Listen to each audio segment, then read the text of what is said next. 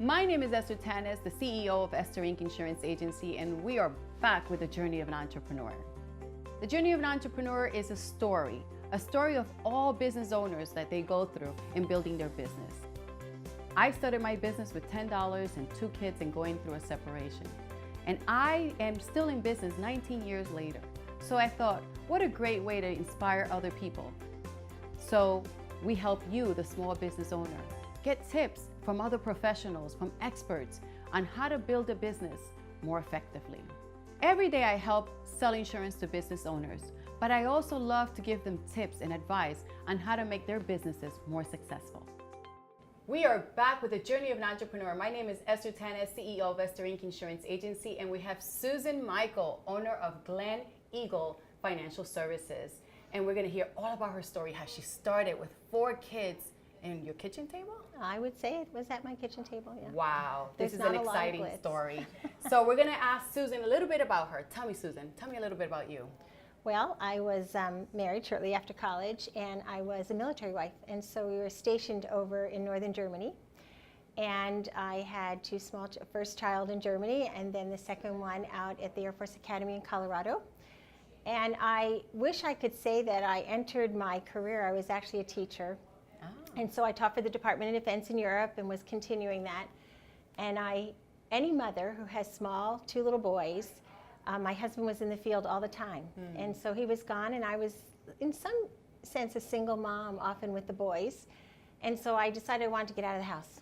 Oh. And so I read that there was going to be a 6 weeks financial advisory course, and I thought, I'm in. This is great. I can afford the sitter. I'm going. So I went. I loved it. At the end of the 6 weeks, the advisor called, and I went on and on about how much I loved it. And I think as women, we have aha moments, and often we miss them. And I think my biggest fault in life is I'm rushing through life, and I always wonder, how many aha moments have I missed? Right. But at this time, I didn't miss this one. I said, it was great. I love that course. And he said, this might be technical. You might want to put your husband on the phone. And I had gone to an all-women's college, and maybe naively, but they kind of told us, you can do anything you want. Whatever you want to do in life, go ahead and do it. And so I think I often was at fault of jumping in the water before I even thought about it. So I'm not always advocating that method, but I thought I can do this. And so what I did is I took my parenting, my love of parenting, my love of teaching, and I decided I'm going to start becoming registered and licensed and take all the courses I can. And so I actually became a financial advisor, and when you start, you don't have any clients, and so I always say I was like the Tupperware of investments. I would go to all my girlfriends' houses, and I'd say, I'll bring the Danish, you put the coffee on, and we would just have fun, and we would talk about life and saving and college and how we're going to do that. And the next thing I knew, I was starting to gather clients, so we started at my kitchen table, and now we're here, which is sort of a wow, but I still have food on our conference table, because when a lot of the original clients come, they're like, we like that kitchen table and the food. And so when we started, I was an advisor for many years, but what was happening in my field is there's not that many women in finance, and a lot of my friends were leaving, and they were saying, no, I can't do mothering and be out till 10, 11 o'clock at night. And so I decided, how can we do this? We are just as good as anybody else. And so after many years of being an advisor and raising my children, I decided I'm going to start my own firm. Wow. And so, again, probably jumped in the water, because there were times I thought, what was I thinking? But we actually started a broker-dealer RIA where I could bring other advisors in, and we could be the introducing broker-dealer for them. And we started and said we were going to be faith, family, and firm in that order. Wow. And so when we brought marketers in from New York, we said, what do you think? We're all excited, like women get. And they said, it's one thing to be a women advisory firm, but don't do faith family firm. That's not a good idea. And the joke is, when you tell a bunch of women around a table their idea is dumb, they're going to say, we're all in. So I want to go back to the beginning. Tell me, sure. I'm so curious about when the man says to you, let me speak to your husband, what was it, how did you handle that? I know you're married, and you should consult. Well, at the time, I think I probably later thought about all the things I might have wanted to say, but I didn't. And I think it was probably for me that one of the biggest gifts. I think that what we do is instead of getting upset about something, you sort of say, how can I leverage this? Right. What is, and I think as women, we're out there every day. We're in the traffic. We're out there every day with the kids. What are we experiencing that we can say, I could seize on this opportunity? I have a girlfriend that has a huge company, and it was in the ladies' restroom with her little girl that someone said, I could use help doing this. And she thought, I would love to do this. And the next thing you know, she has a whole company. So I think that is, what are the things that are happening to us every day that you say, so really that gentleman was a gift. I'm now in the industry. I've brought other women into the industry. So I think it as a positive aha. It was just, it's great. So your husband comes in, you guys have the chat, and you make the decision of moving forward. Yes. Right there. I didn't really ask my husband.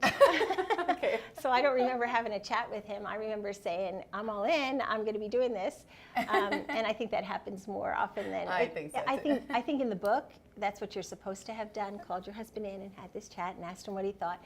I sort of presented my proposal and my strategy, and we were moving down that road. And I think he was in the military and he was transitioning out of the military.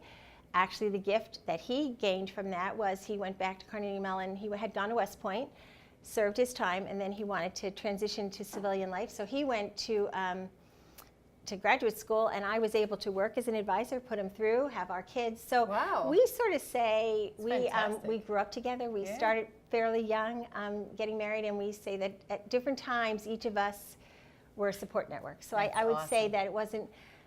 He was okay, if this is what you want to do. And if you know me, it's sort of like, as my kids would tell you, don't stop her, just let her go. So that's what we did. Move it out of the way. That's right. All right, so here we are. You're starting your business, and you say that you're meeting with the other women. You chose women intentionally as your target audience? I did, because it wasn't that and I think that's the other thing women do. It wasn't as if I thought of this strategy and then I think it happened. Yes, it evolved. I was with women all the time. Right. I'm raising my children. I'm at home. I'm working part-time. I'm teaching. So you're surrounded by that entity. So it was just a natural transition. Right. Then we were meeting with their husbands. And now I would tell you in our firm, we don't meet unless a husband and wife come in together, because we believe it's a team. Or a partner, or whoever you're with, whoever's going to be significant in your life going forward. So I think that's why that started. But I think as the women-owned business, we're really proud of it, because we're 100% women-owned, and there's not that many of us out there. Right. And for other women advisors, it's nice for them to say, I want that. Or even men who say, you know, I really support this. I want to be part of a woman-owned firm. So that's sort of how it came about. I wouldn't say we said women in general, and we still don't. But women are outliving men. We are, and so there's the saddest thing I think I saw in my journey was women that were widowed. That's not the first time we should be having the conversation. Or women that, you know, are divorced, or the conversation.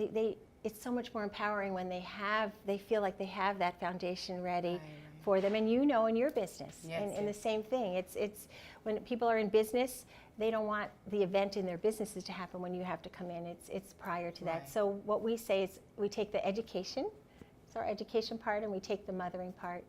But being a mother with 4 children doing this, I would say the business grew with them, and it wasn't always perfect. It was, and that's the other thing, it's never going to be perfect. There are days you drive home and you think, I'm acing this, and there are other days you're going to cry your way home and think, what was I thinking? I can't do this, you know. So you started with women first, right? Which was who you were socializing with. It was easy. The conversations were at the kitchen, so they were easy breezy.